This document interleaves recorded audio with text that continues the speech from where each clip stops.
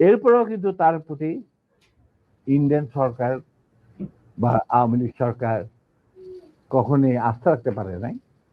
তারা তাকে সেক্টর কমান্ডারের অবস্থান থেকে সরিয়ে এনে হেডকোয়ার্টার দাম করে এক সেফ হাউসে, মানে আমাদের কিছু সেফ হাউস ছিল যেখানে আমরা থাকতাম বা আমাদের সাথীরা সুরে আসতো কল্যাণীতে, মানে এই প্রভাব অফ ক্যালকাটা একটা বাড়িতে ওনাকে না নিষ্ক্রিয় করে রাখা হইত।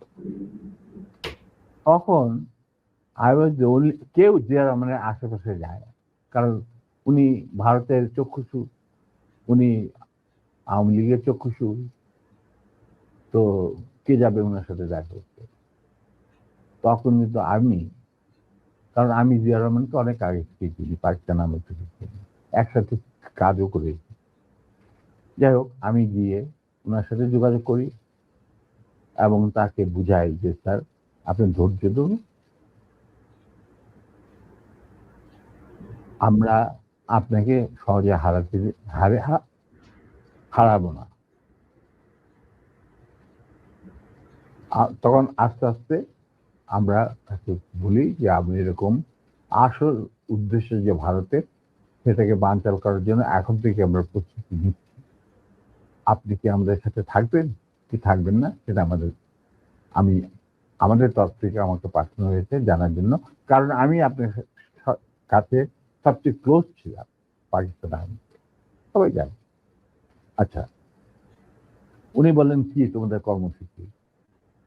তখন আমি তাকে আমাদের কর্মসূচি দিলাম, যেটা 25 বছরের একটা কর্মসূচি ছিল। ইলিয়া, তুমি যদি এই কর্মসূচিটা পড়ে, এই কর্মসূচিটা আমরা তৈরি করেছিলাম বিভিন্ন সেক্টরের মুক্তিযোদ্ধা এবং অন্যান্য সাধারণ জনগণের আশা আকাঙ্ক্ষার পরিপ্রেক্ষিতে। সেই কর্মসূচিটা পড়ার পর উনি এটাকে মেনে নেন। তো আমি বললাম যে স্যার, আমাদের সমস্যাটা হচ্ছে আমরা সবাই প্রায় সমবয়সী, আমাদের একজন সিনিয়র অফিসার দরকার যাকে আমরা ট্রাস্ট করতে পারি, তাকে আমরা কেন্দ্র করে এগিয়ে যেতে চাই এই সেনা পরিষদের কর্মসূচি বাস্তবায়নের জন্য। স্বাধীনতার পর, স্বাধীনতা যুদ্ধ তো করবই, স্বাধীনতার পর এই কর্মসূচি আমরা বাস্তবায়ন করব অন্যান্য সমমনা দেশপ্রেমিকদের সঙ্গে নিয়ে। তখন উনি এটা খুব কেয়ারফুলি আমাদের কর্মসূচি পড়লেন। তারপরে আমি একদিন গেলাম, উনি বললেন যে আমি পড়লাম, আমি সম্পূর্ণভাবে একমত। স্বাধীন বাংলাদেশকে একটা সুখী, সমৃদ্ধ, আত্মনির্ভরশীল এবং আমাদের সংস্কৃতির ভিত্তিতে নতুন বাংলাদেশ গঠন করার জন্য এর চেয়ে ভালো কোন রকম কর্মসূচি হতে পারে না।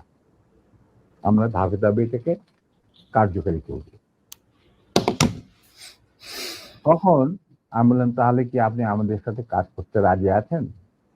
আমরা আপনাকেই আগে রেখে আমরা কাজ করতে চাই, কারণ you are the senior most এবং আপনি একজন সৎ ব্যক্তি। উনি সৎ ছিলেন ব্যক্তিগতভাবে। আর তবে আপনার সমস্যা হচ্ছে আপনি বাংলা জানেনও না, বাংলা বলতে পারেন না, লিখতে পারেন না, আপনি সারা জীবন পাকিস্তানে বড় হয়েছেন, ওখান থেকে আর্মি চলে গেছেন। দ্যাটস নট এ প্রবলেম, আমরা রয়েছি আপনার গ্রাউন্ড ওয়ার্ক করার। আপনি যদি রাজি থাকেন তাহলে আমরা একসাথে কাজ করতে, আপনাকে সামনে রেখে আমরা কাজ করতে রাজি, এগিয়ে যাবো, সেনা পরিষদ এগিয়ে যাবে কাজ।